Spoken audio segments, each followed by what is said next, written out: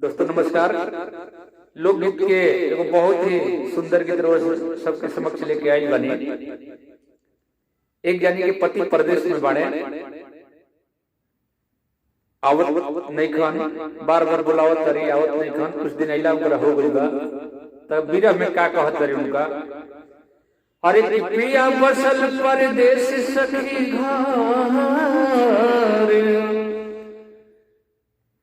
पिया बसल परदेश सखी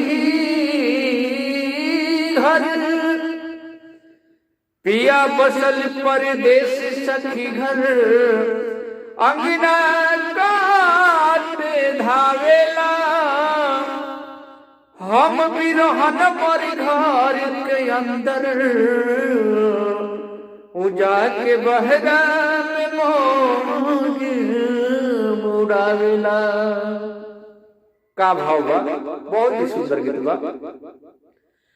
अरे बेदरिली हो बहरे से प्यार मांगता, बेदरिली हो बहरे से प्यार मांगता, अरे बसल बबहरा सूझे न हमारा, कैसन करार मांगता,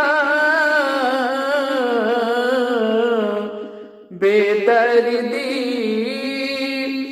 बहरे से प्यार मांगता, बेदर्दी हो बहरे से प्यार मांगता। जहिया से बसल पिया जाके परदेश में, कटत दिन हमार बड़े कलेश में। अरे जहिया से बसल पिया जाके परदेश में, कटत दिन हमार बड़े कलेश में। अरे तनिको न सोचे कर दिखार कोचे, जन्म हमार मांगता, बेदर्दी बहरे से प्यार मांगता।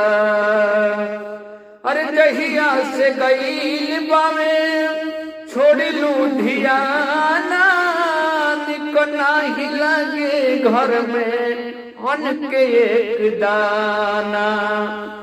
जहिया से गईल बाड़े छोड़ लुधियाना, नहीं लगे घर में अन्न के एक दाना। ए हो माननीता झूठा तो हर पीता, दिल दिलदार मांगता, बेदर्दी बहरे से प्यार मांगता, बेदर्दी हो बहरे से प्यार मांगता। रोज सबके गाना अगर ये पसंद आवे तो लाइक जरूर करब सवे, कमेंट करब सवे, चैनल के सब्सक्राइब कर ले सवे। नमस्कार।